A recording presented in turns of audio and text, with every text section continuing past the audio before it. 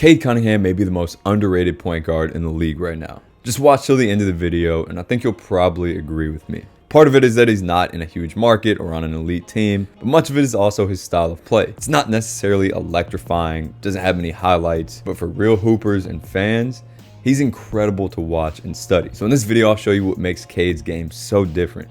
His pace, finishing, and post-up game in particular. We'll dive into those things and talk a bit about how you can apply them as well. And please share, comment, the whole nine. I usually don't ask for stuff like that. Y'all have been a little bit dead lately. So yeah, make sure to tap in a bit. Anyways, let's get to it.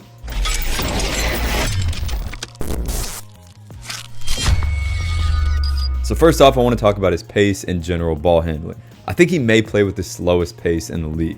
And of course, we'll talk about how he does this, why this works, why it's so important to play at a slower pace oftentimes. First off, every window of time to make a decision gets extended because of how slowly he's navigating the court. Where most players will enter this gap and have to make this decision in a super quick window of time, he has probably twice as long to read the defense and decide, which gives every decision a higher chance of success. And then of course his composure.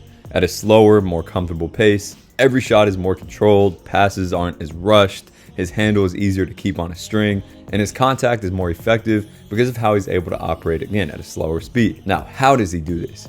Well, a lot of it starts with his ability to be comfortable in close quarters with the defense. Even if the defender is well within an arm's length, theoretically able to take the ball, even playing physical, he still moves in slow motion. And in fact, it's something that he embraces because it's easier for him to use his physicality and his explosion to create space.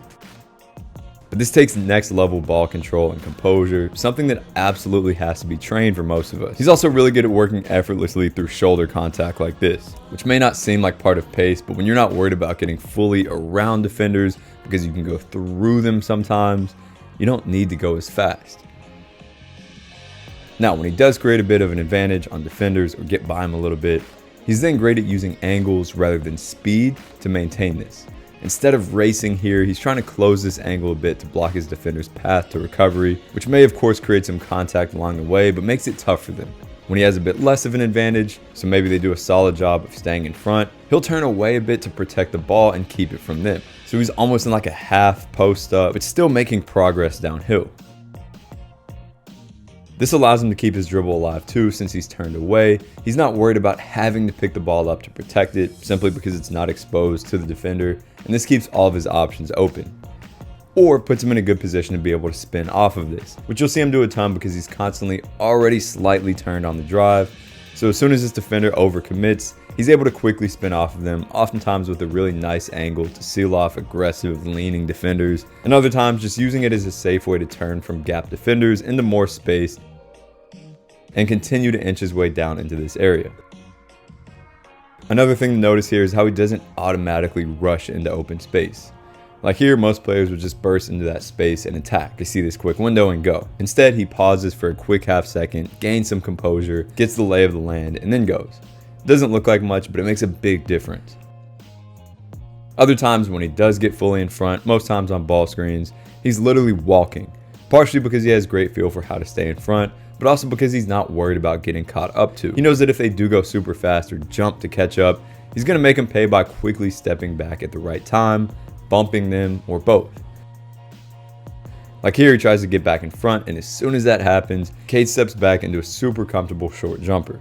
And side note, on a lot of these ball screen examples, notice how he's taking measures like using a get action here to create space before the ball screen, so now he has even more space going into it and can get in front much easier.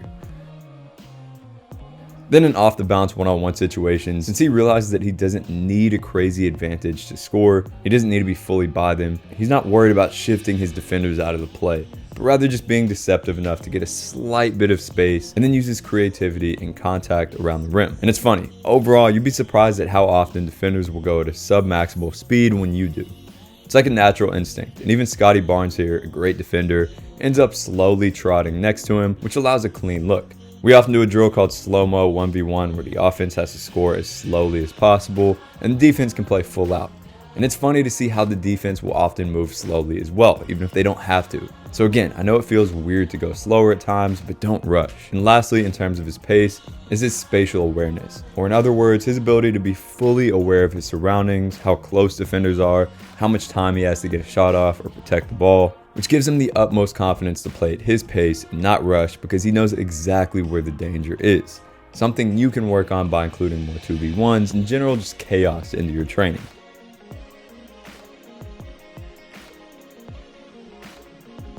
Next, let's talk finishing, floaters, and short jumpers. I talk a lot about SGA's bump, but Cade has it down too.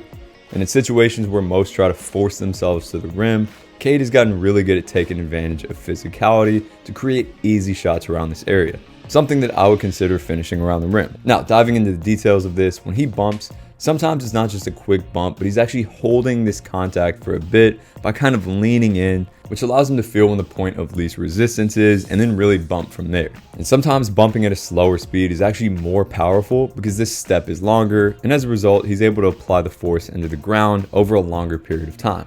Now, since it's a bit risky in terms of getting yourself off balance at times, by really reaching out with his front foot to create the bump, it allows him to ensure his torso never gets too far in front of his center of gravity, keeping him balanced and controlled.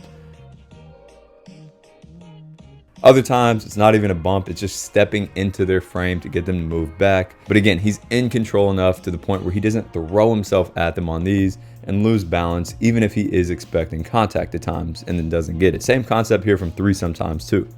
But on the flip side, sometimes he is super aggressive, literally jumping at them like this, which requires impressive body control to stay balanced. Now, a very valid question here becomes, why is he shooting so many middies? Isn't that widely understood as a less efficient shot in the NBA? First off, yes, he does shoot more middies, but as a ball-dominant point guard, he does have more of a leash. But second, NBA coaches accept short jumpers way more than longer middies. And the vast majority of his 2-point jumpers, I'd say, are more of like a floater distance and are super high efficiency.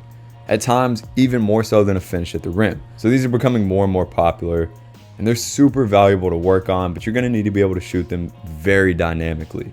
Fading, rotating, releasing high, and much more to be able to adapt to the defense around this area. Now, aside from this, he's also really good at these last stride bumps. We're on his way up for that 1-foot jump. He's bumping, and then before they can recover, into the jump.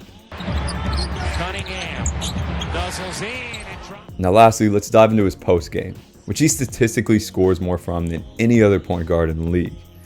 So first off, how does he get into these post-ups? As a point guard, it's tougher than you'd expect to actually get deep position here. And a lot of the time, this comes from what we talked about earlier in terms of how he's already slightly turned on the drive. And if he feels some resistance, he'll just turn and convert it into a post-up. So he gets into what we call Barkley's a ton, where his first option is the drive. Whether it's an initial defender who plays it well or a help defender who steps over, he'll quickly flip it and get to the post-up and then play patiently from there. And overall, since he's playing at such a slow pace, it's much easier to get into a post-up than driving at full speed and somehow slowing down to get into it. Now, once he gets there, it's pretty simple, to be honest. It's about shot making, and he's gotten insanely good at these hooks, which is the perfect example of something that may be a bit unorthodox, but he saw an opportunity that he could take advantage of. And although not many point guards will ever work on hook shots, he's making a killing off of it now. And he's even pretty high percentage with his left too, which is crazy. And I've noticed 2 small details here that help him create a bit of space that he needs. First off being his timing, which is pretty crafty, as he'll go a couple slower bumps, and then once he feels them get pushed back a bit, will quickly pop off the ground a bit earlier than his rhythm. And then in terms of direction of the bumps, he's often going a bit upward to get the defender off the ground a bit, which allows him to be a bit more forceful and pushing him back. So again, these are all pretty unorthodox details for a point guard, but that's what makes studying his game so valuable on all fronts. And I strongly encourage you guys to tap in a bit more, check out his film and dive into it. You'll learn a lot. So as always, thank you guys so much for tuning in. Again, if you learned something, make sure to comment, subscribe, send this video to somebody else who it could help. See you guys next time.